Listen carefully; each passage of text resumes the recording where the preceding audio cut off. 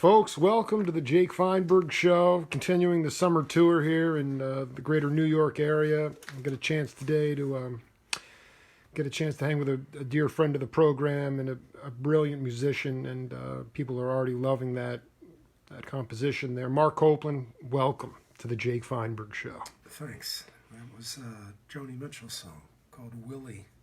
That people were... Willie? Yeah, and Willie is my child, he is my father, is the opening lyric, and I think she wrote it for, Graham Nash. I just wrote a biography She wrote a biography, or you wrote? No. Somebody else wrote a biography of her, which I got as a gift, and I read through most of it a few months ago. I think it was Graham Nash. I'm trying to remember, but she was living with in her early 20s, and she wrote the tune for him.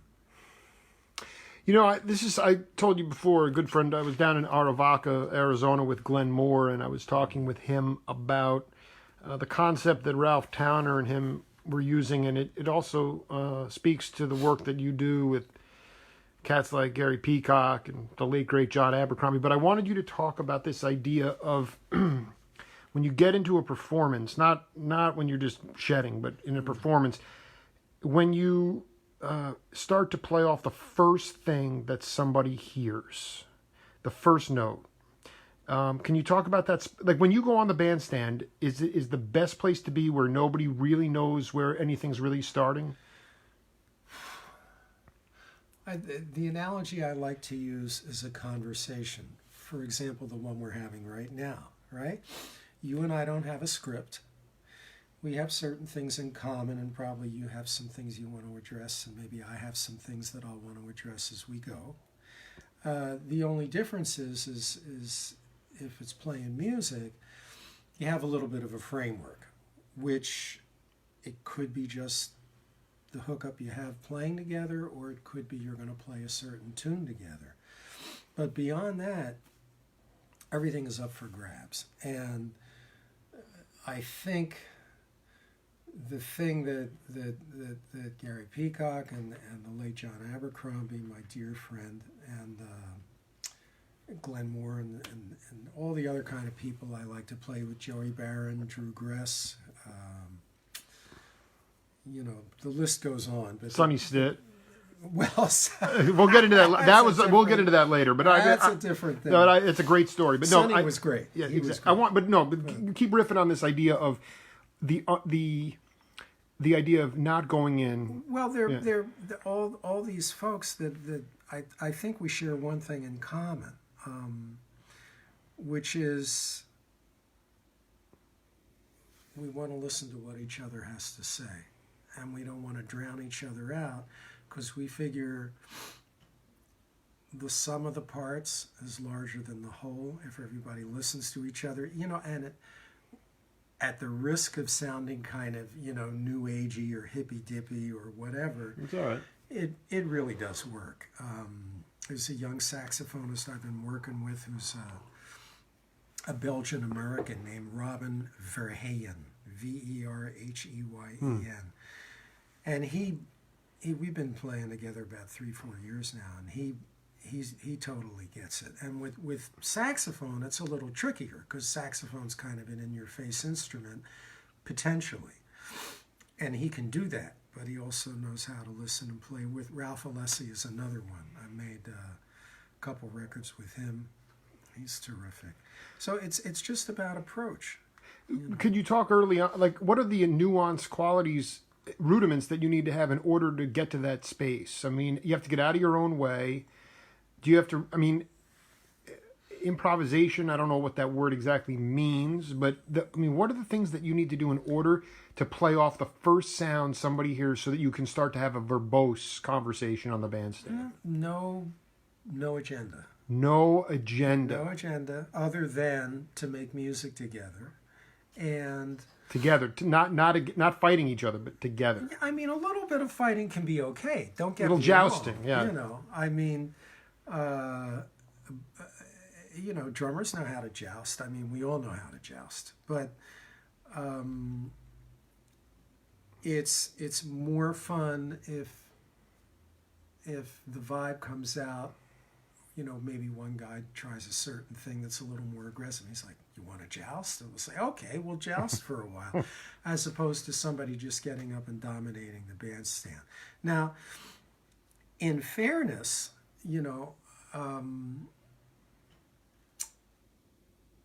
I'm not saying that this way that I enjoy playing is the right way. There is no right way. Absolutely. And the example I always like to use is, this is not as cut and dried as I'm going to present it, but it's just an example. Two of the most important bands in the early 60s, or say three, you could say Coltrane's Quartet, Miles's Quintet, and Bill Evans's Trio. Now, let's just stop there. Go through that again. Coltrane's Quartet. Got it. Bill's Trio. Got it. And Miles's Quintet, the classic quintet with Herbie and Ron and Wayne and all that. Now, everybody uses the word interplay to describe Bill Evans's trios, and that was certainly true when he had Scott LaFaro and Paul Motion. But after that, he made a lot of good music, for example, with, Eddie Gomez. The best. And Chuck Theme for Gary McFarland. That tune makes me cry every time. All those. But in terms of interplay, right, the real high interplay was well, he did a lot of interplay with Eddie, to be sure. But, there's some wonderful stuff he did with Chuck Israels and Larry Bunker. There's some interplay, but it's not quite as high a level as the other bands. But interestingly enough, Bill plays some of his richest harmonic stuff with Chuck, because Chuck was very supportive in other ways. So values can be different. In terms of pure interplay, I like to think maybe Miles's band was at the highest level, because everybody really was tuned into each other. And, I love that music, but it's not that Coltrane's Quartet, they didn't listen to each other. Of course they did. But Coltrane's Quartet was different. They weren't hanging back waiting for a second. They were throwing down and going for it. And, groundbreaking music, to be sure. So, again, this is not a holier than thou, oh, we're doing it right, we're listening to each other in a certain way. There's all kind of ways to make music. That's just the way I prefer. Right, but we don't.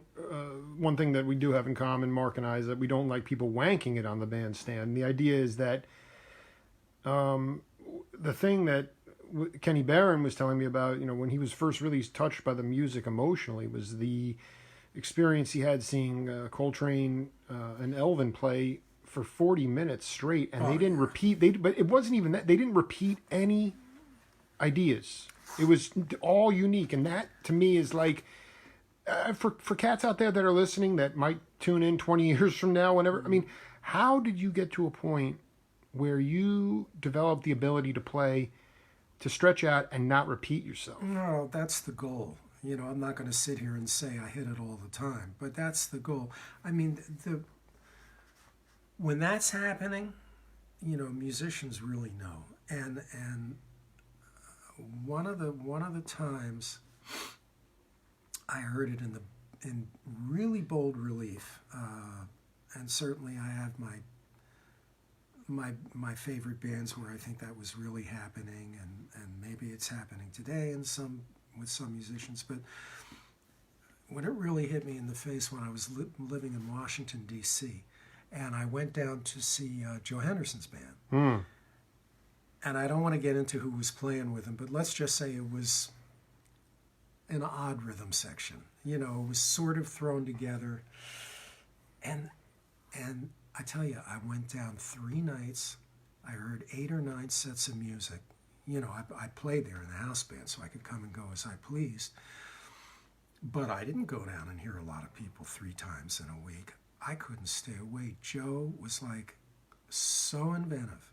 And he, in 9 sets, 8, 9 sets, I didn't catch him repeating himself once.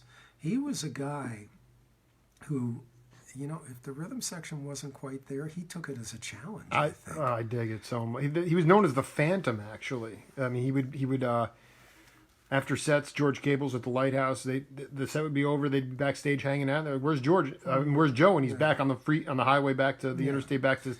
Well, Joe could really play, and I did have the opportunity once to play with him for 4 or 5 nights in Seattle. But I would say a couple years before he passed, Billy Hart played drums at least for a couple of the nights, and this trumpet and flugelhorn player Warren Gales, I think, from Bay Area, was with them. I had a great time, and it was kind of the same thing. He's just really. He could really play from the top of his head. So, yeah. I mean, I don't you find it? I mean, I'm not. I don't want to overgeneralize, but you, Marc Copland was a prodigious sax player. Did you find that the piano allowed more originality for you? For me personally. Yeah. I mean, this is your interview. By the way, you don't have to preface it by saying there's no right or wrong way. I want the Marc Copland way. And then what I'm saying is, did the piano lend itself to more originality than the sax? Well, it matched what I was hearing, because I was hearing harmonically and I was hearing orchestrally. So when I went to piano, it was as if my whole life I had been wearing clothes that didn't fit. And when I got to the piano, I was like, this is perfect. Comfortable. And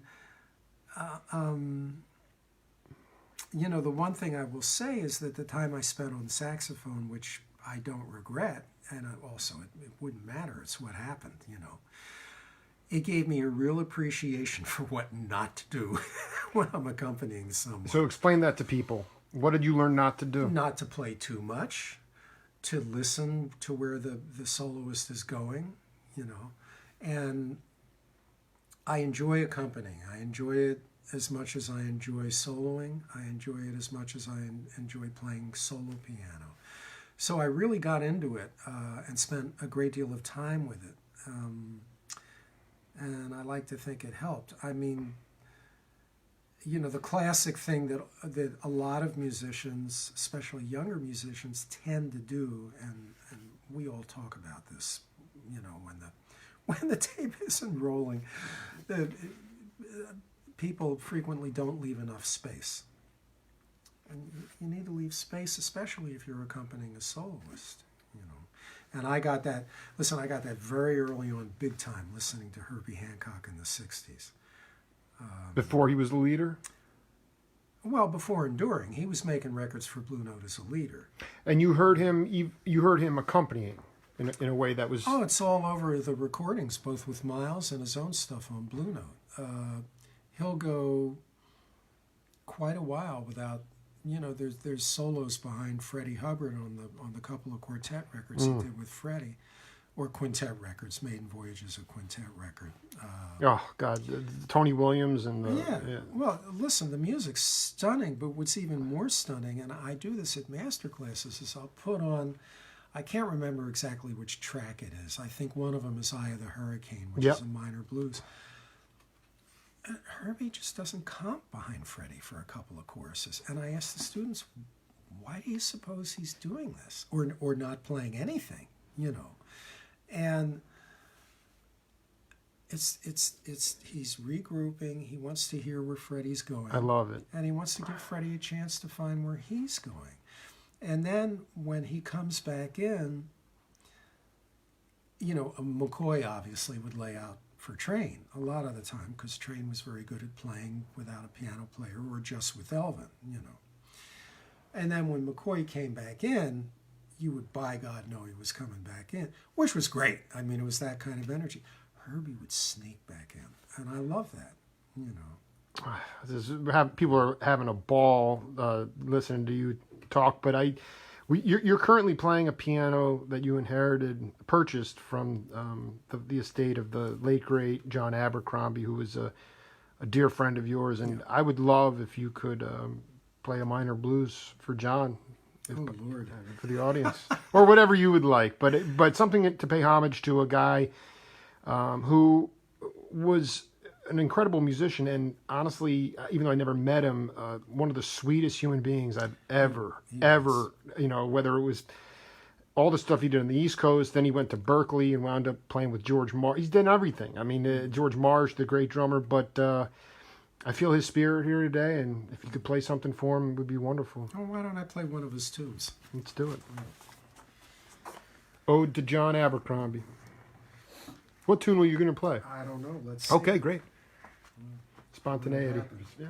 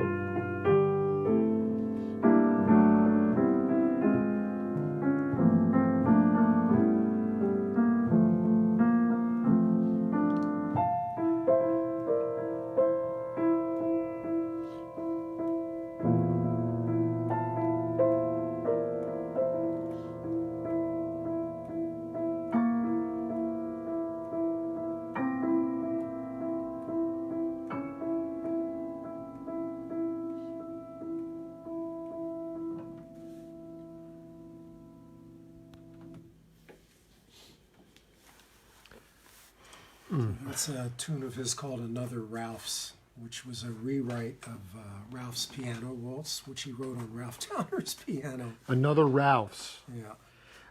When you went, you did duo concerts with John. A lot of tours. A Yeah. lot of tours. How did you guys? This is just like pretend that you didn't have all the experience under your belt, but how did you play? How did you use your own internal time field to keep rhythm without a traditional rhythm section? Exactly that. Use, tap the foot or not tap it, and use the internal feel, and not try to plaster the piano with a lot of too much rhythm or walking bass or this or that. In fact, John said, don't walk the bass behind me. I said, don't worry. Don't walk. So even with the left hand bass, you were just what did he want from the bass? Well, just not that. Now, understand, I could do it for a little bit, just as a change of pace. He just didn't want it throughout. No, and that's not the way I play anyway, so it wasn't an issue. But I generally found the first night we would go on tour together, and say we hadn't played duo for a few months, it would be one night of adjusting to the reality of, oh yeah, no, I don't want to play too much, even though there's no bass and drums, because the natural reaction is to try and fill it up, which is a big mistake. And it takes about a night or a set or sometimes a tune just to get back into the space of, okay, it's the times in my head and my gut, and it's in John's head and his gut, and we're cool. And then it opens up all this space. And the beauty of the guitar piano pairing, when you have the right person to play with, is you leave space for each other. And then when you do hit chords together, if you're listening, you can adjust so there's no train wrecks, and you can get this beautiful orchestral wash of color. And John and I would talk about it when the blend was right. It was just magical, really kind of rich, And as much as I love being able to take it harmonically wherever I want, which I can when it's only me and a bass player, drummer, horn player, whatever, when you do have the guitar, you do have the advantage of being able to sort of double the size of the orchestra. And that's kind of a nice thing. I never thought about that. I mean, do you think that, you're not, correct me if I'm wrong, you did learn under Tristano and some... As a saxophonist. That's true, but what I'm getting at is this idea of, like, this music. I just talked to Billy Harper this morning. He's teaching at the New School. I think it's great that academia has provided employment opportunities for so many of the cats.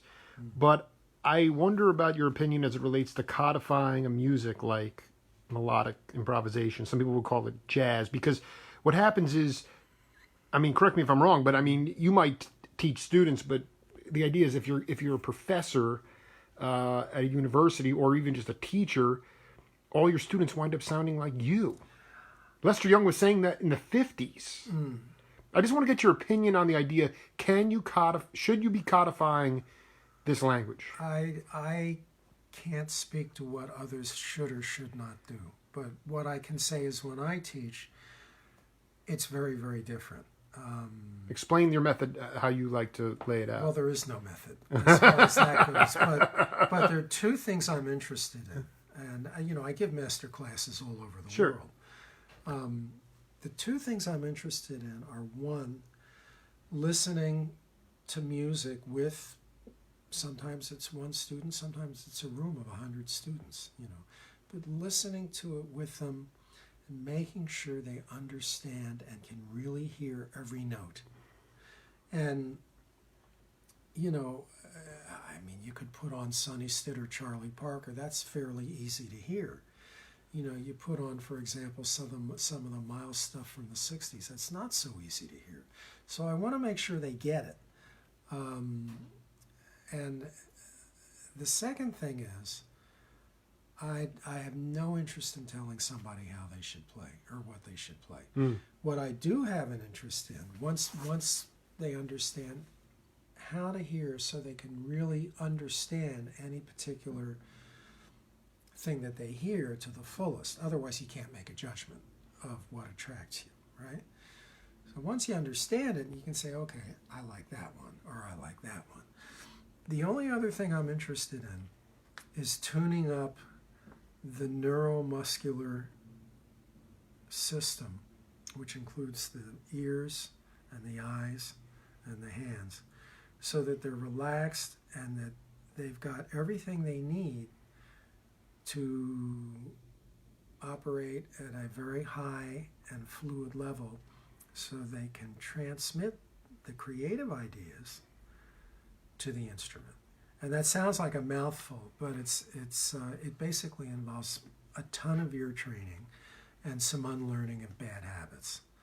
And that's the way I teach. So let me ask you, the neuromuscular, you're referring to before a gig, you try to get that stuff warmed up? Not necessarily, but in other words, the some people might teach learn this mode, learn this scale. I'm all about, don't practice these things fast. Slow them way down and be able to hear them and see them in any key on your instrument. That's a very different thing. And what I can compare it to is they've done studies like this, where they'll split a basketball team in half, okay? So say it's 15 people on the team, 16. So they'll take 8, have them go out and practice foul shots. And they'll have the other half sit on the bench and visualize making foul shots for the same amount of time. And they blow the whistle, and they have both groups go out and shoot fouls. And guess who shoots a higher percentage? The ones who sat on the bench and visualized. That's what I'm about. And Tristano was an influence on that, but I kind of took that and ran with it. What was he like? Was he having you close your eyes to, or do? Well, he was blind, so that's right. That's true. He was lacking the major primary sense. So that affected the way he taught, but I think in this case it was very positive. As I said, it was a lot of ear training, and he wanted me to play a tune a week and sing with a solo a week, and I sort of added to that in my own teaching as time went on. But the nice thing about singing a solo with the record is it's kind of like the way I think Churchill used to learn oratory. Wow. Which is when you memorize a verbal speech or a musical speech, you're learning not only to hear and feel the nuts and bolts, whether it's words or notes, but you're absorbing all the architecture. And the architecture in a great solo operates on so many levels. You could analyze that thing to death and not get it all. But if you can sing the whole thing, then you've got it. And ironically, it's like the theory of learning a language and total immersion. Just get in there and repeat stuff over and over again and learn to hear it. You don't end up talking like a robot. It's just you start to see certain patterns. You start to be able to put elements together the way you want, linguistically or in musically. That's kind of the way I teach. And, the last thing I want is when a student comes to me is to sound like me. I want them to sound like them, I was coming over. I was taking the train up here, and I don't know if there's a truncated version to the story, but I just think it relates to perseverance, which is really the life of a improvising melodic musician. And you told me a story on our second radio interview about the legendary Sonny Stitt. Oh yeah. And can you tell? I mean, this is can you take us through that story? Well, it's really very simple. Okay, good. He was I played with him up till he passed away. For about any time he was down in the Baltimore, Washington area, he would ask for me. But the first time I played with him was about, I'm going to guess, 8 years before that. And the club owner put me on the gig. And, I was listening to 60s Miles and so forth, and I was playing sort of much looser kind of music. And I was not the strongest bebop piano player in the world. And, Sonny came in, and he was calling like rhythm changes really fast, which is hard. Up-tempo bop, Hardest things there is to do. 5-flat blues in D-flat, all this kind of stuff. Standards in any key, no problem. That was no problem. But, blues in D-flat was sort of out of my wheelhouse. So the next time he came to town, my friend who was booking the club, he basically ran the club, he said, look, I got you on this gig one more time. Don't mess it up. I said, I got you. And I did my due diligence, And Sonny came in, and we played the first couple nights. He was polite, but he obviously wasn't thrilled to see me. You had a prior playing experience with him? I don't want to. Well, the first time I played. Okay, so the first time you played, and then what he said, I don't. He made it clear, I don't want. Not to me, but to the club owner. He's like Copland, not doing it. And the club owner said, "Do me a favor, take this guy one more time." Oh, okay. He advocated, right? So, oh, wow. 6 months later, a year later, I'm back in there. I'd worked on my rhythm. I'd done my due diligence, But I was still playing the stuff my way, And right. About the second or third night, we were warming up together, and I'm playing a few lines, and Sonny playing a few lines. He turns around, and he looks at me with this big grin, and he says, man, what's that crazy shit you're playing? He liked it because I knew what I was doing, but I didn't just decide to play bebop. I did it my way, but I was ready for it. And he was beautiful. He took me off the stand at the end of the set. He said, Mark, doesn't matter if you're black or white. We're just all here to play music. And he asked for me every time after that he was in the area. And it was always fun, What has been the, in your mind, what has been the most adversity you faced on the musical side of things? I mean, you make this seem effortless in some ways, but I mean, was it the transition from instruments? What in your mind, what was the most adversity you faced? How did you overcome it, and how did it make you a stronger person and player? Well, I got two answers. I mean, coming back to New York on a second instrument, that was tough because people are suspicious of a second act. They don't take it seriously. When you left, though, you were regarded as a very solid sax player. I would say so, but then when you come back as piano, like Copland's coming back as a piano player, nobody took it seriously.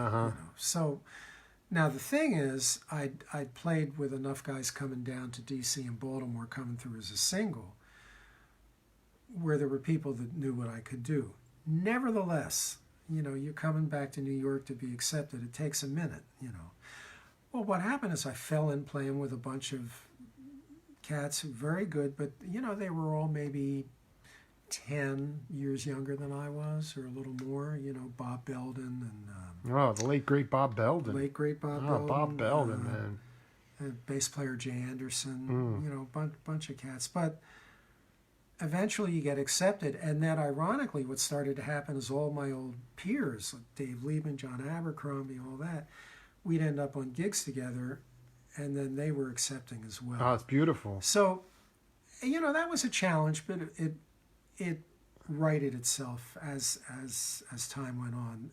And I kind of dug it because it was getting to come back almost and do life over again, So I sort of felt like that was a privilege in a way. As far as the greatest adversity, I would say every time you go to play, just, I always try and remember, don't play too much. Don't show off, lay back, listen to the other people. Just play like a grown-up. Play like a mature musician who wants to make music with other people. And, I'd like to tell you, no, I never have problem falling into that space. Generally speaking, that's true. But I'd be lying if I didn't say, okay, 1,200 people in the audience at a festival. Or hitting after like a transatlantic flight and having jet lag. It's easy to forget. So you want to take you don't act like an adult. You want to take a deep breath and say, what am I really here for? And what I'm really here for is to make music in the way that I feel is the right way and the best way. And that's the trickiest thing, is not to forget that. We're all human. We all forget sometimes. You know, if you're in a relationship, and this happens to me certainly, you know, I like to think I listen to my partner, and we're, you know, giving her her or him, in my case, her, an equal chance to speak. Sure. Hey, but there's times I'm interrupting too much, and I have to say, wait a minute, back off, let the other person finish. I need this. This is going to be transcribed from my own psychological state. It's very, well, you know, a committed relationship is different too, because you're with that person a lot, and so you have to be very open to to their needs as well. Do you guys, like, I just was down in New Orleans and had a chance to see a cat named David Torkanowski and James Singleton and Johnny Vodakovich play, and I know the names. And I got to tell you, it was a ferocious set of music. It was they were painting with colors. It was voracious. It was not, nobody was overplaying, and it went from everything from poinçana, you know, straight jazz standards, to something that bordered somewhere on rock music. Yeah. Do you and Gary and Joey, do you guys find yourself stretching into all genres of music when you play? I haven't had a chance to see you play live, but if you're at a festival, for instance, or at a loose place where there's not sort of I don't want to say a pure jazz aesthetic, do you find yourself weaving into different genres? Oh, absolutely. Look, on my last quartet record I did with Joey and Drew and Ralph Alessi, on Intervoice Jazz, and the new trio one with Joey and Drew that's coming out in November. I tell the engineer, just, you know, it's all digital, there's no tape, just don't turn the thing off. Just let it run. And invariably, we'll start jamming in there. Usually it's Joey starting up with some kind of R&B thing. And we just go with it. I love it. And we'll do it several times, you know, intermittently. I don't say, okay, now we'll do a loose R&B thing. It's just somebody starts something, you know. Sometimes it'll be like a 2-minute warm-up. Sometimes it morphs into a whole piece. And I have one on the quartet record. There's another one on the trio record that's coming out. And yeah, I mean, we enjoy doing. How about translating it over to the live context? Oh, absolutely. You know, I mean, Joey can really start playing a funky shuffle or a boogaloo, whatever's happening. I mean, you know, they're a gig situation. You know, the etiquette is they're going to wait and just look at me, and I may start playing a tune that they know, or maybe one they don't know. And they'll say, okay, we'll do that. But I might just look back at Joey and nod, you know, which means you got it, man, you know. Or I might look at Drew and nod and say, you got it. Or Ralph Alessi if it's quartet rather than trio. And to me, that's, you know, my friend, the bassist Doug Weiss, described it once as, yeah, that kind of like stream of consciousness, play whatever's in your head thing. And I'm like, exactly, that's it. And the set seems to go better that way. You know, set lists. I see them more and more now with the cats. The old, I mean, you know, again, just that you'll see a right. I saw Maria Moldauer, you know, and just, you know, there's a set list there, you know, and it was a cool show, but to me, it's like, where's the opportunity for the musicians to get off? We talked about this last time, because in order for you guys to get in it and raise your collective consciousness and then inspire the audience, you have to be inspired by it. Right, and you have to feel like you're having fun. And it's like, yeah, if you see a sheet of music and you're like, well, everything's already laid out here, that takes, you know, as opposed to just looking at Drew or Joey and say, go, let's see what you come up with. Yeah, I mean, look, sometimes the set list is necessary maybe it's, you've got a 40-minute set at a festival and there's certain things you want to do. Sometimes quintet, sextet, whatever, it's so many people. You just can't fly by the seat of your pants. But all I can say is I'm more comfortable doing it that way. It seems to work, seems to agree with me, it seems to agree with the people I play with. And are there times when, you lay an egg a little bit? Sure.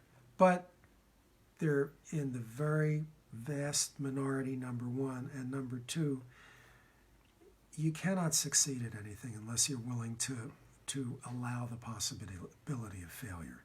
You can't. Well, I mean, then the late great Jerry Garcia said, we play 40 clunkers in a row for that one amazing show. It's like that's when it, that makes it all worth it. But and look, it does feel like the world sometimes caves in after a clunker. But whatever. It doesn't. It doesn't. Number one, number two. Sometimes something didn't feel that great, and you listen back to it. You go, wait a minute, that was really happening. Another thing is, all right, now the drummer can follow anything, right? And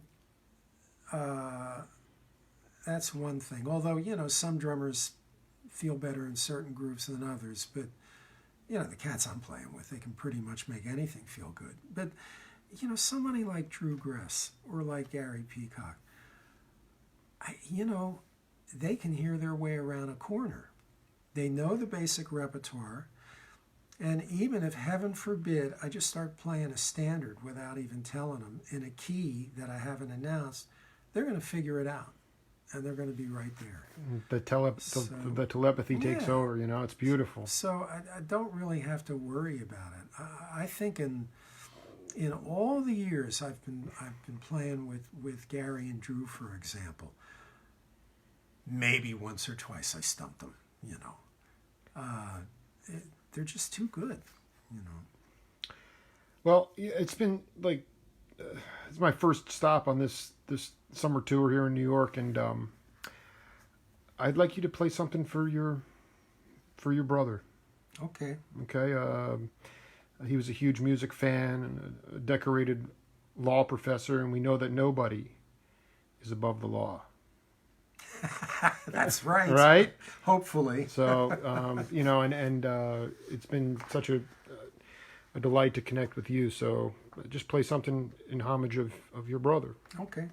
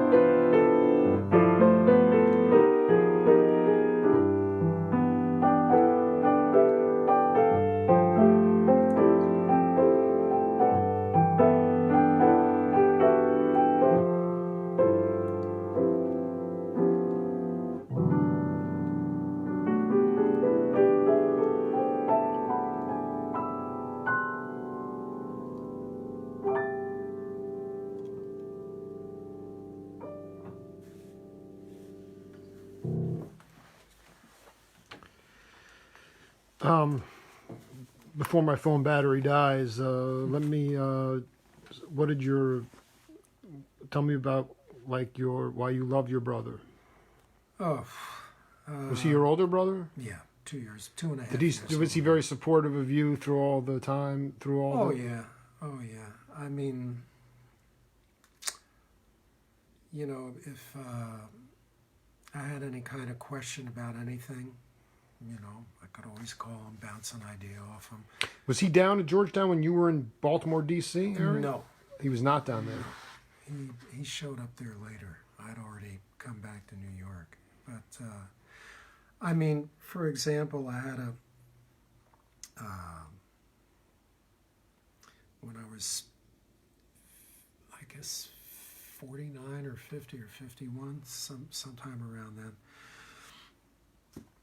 they found a bladder tumor. And that's, at that time, was considered unusual in someone that young. And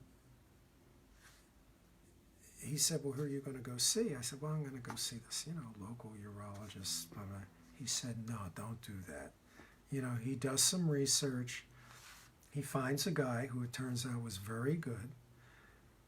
And he said, let me know when the appointment is. And he got on the train and he came up from Washington to go to the appointment with me.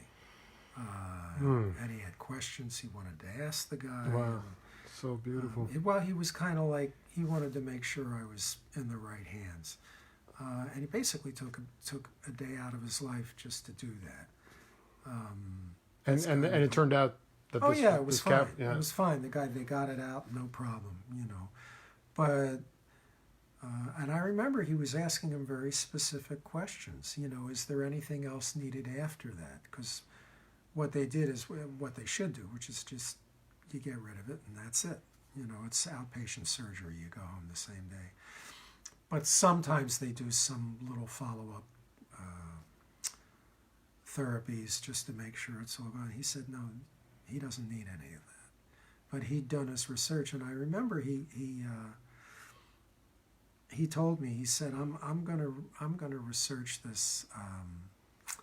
He said, don't you do it. It'll probably just drive you crazy and scare you. I said, okay. You know, that's the kind of guy he was. Before I let you go, I just wanted you to talk about, not even, I mean, if you want to promote some stuff coming up is fine. What are you still learning about as a musician today?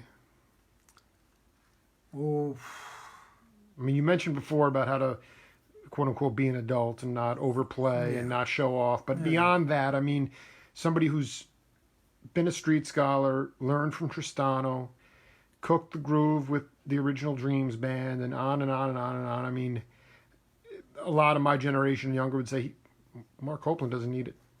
Doesn't need to. What are you still trying to hone in on? Well, I've got always new ideas I'm working on harmonically and melodically, different kinds of chord changes, trying to expand my vocabulary, you know, and it's like trying to learn a completely new language, you know, because I don't want to be playing the same stuff in 1 year or 2 years or 5 years. And it's, you know, it's not easy, but the thing is, when I'm starting to hear it and it really starts to happen, then it's exciting, you know. So that's what I'm still trying to do. It's just. I mean, have you heard, based on live recordings and studio, you can hear new vocabulary from even every 2-3. Have you ever felt like you've gotten into a rut for years, or have you always been able to hear new vocabulary? Both. You know? Yeah. Sometimes I feel like I'm in a rut. What a diplomatic answer. Very good answer. Sometimes I feel like, all right, but there's some new stuff I wasn't playing. And, you know, the beauty of having musical friends like I do is if I need a little external stimulus, it's there. For example, on the new trio record, which is coming out in November, we think, on Inner Voice Jazz, Drew Gress brought in this tune and it's just a beautiful tune, very ethereal and very I don't know how else to describe it. It's esoteric really, in nature. well, no. It's just an even eighth note tune, but the changes are fabulous, and I never would have written it like that. But as I got into it, I saw, wow, this is making me hear some different stuff and finding different ways to play, and that's what you want. That makes sense. You play with cats where you can hear different stuff, and then all of a sudden the vocabulary starts to go. Well, you want someone who's going to bring their own thing to the table and who's also trying to improve themselves, so you're always bouncing off each other. And that tune of his, I believe the title he has for it is Found Wanting, and it's a great tune. And there's a new one of mine on the record which I haven't settled on a title yet. I'm not sure. But it's the no-name tune. Yeah, I mean, I think the working title right now is Might Have Been. I might keep that or I might change it. But that's kind of a hard one, too. It took us a minute to get there. But as we started to get into it, you find new things. I really admire, and I think a lot of musicians, certainly from my generation, do the live recording Bill and Scotty and Paul Motion did of Jade Visions, which is, live at the Vanguard, 61. So happy you hit me. I mean, I've been listening to that on analog cassette, but I'm not, that tune, that's amazing. Well, I believe that's... Whose original is that? It's Scott's. Scott LaFar's, and I believe it's the last tune they played together before they packed up that night, and Scotty died in an accident a couple weeks later. And this is not an easy tune to play. It's got a completely different vibe and a completely different everything. And, the only thing regrettable is they didn't have another 1 year or 5 years or 10 years to go through that door and explore it. But at least they got to the door and opened it. Yeah, well, that's so amazing because Cal Jader took the baton and actually did his own version of that as well, which is beautiful as well. For people out there who are just trying to figure out their own rudiments and chops and point of view, I think it's also important to keep the heartbeat going. And Marc Copland epitomizes somebody who's continues to put the humanity into music on the bandstand in a conversation. And I look forward to the day when I get to see you live on the bandstand, my friend. I can't thank you enough for taking the time today. It was an absolute honor. Well, thank you. Nice to meet you in person finally. It's the Jake Feinberg Show. Thanks for tuning in. We'll be back later.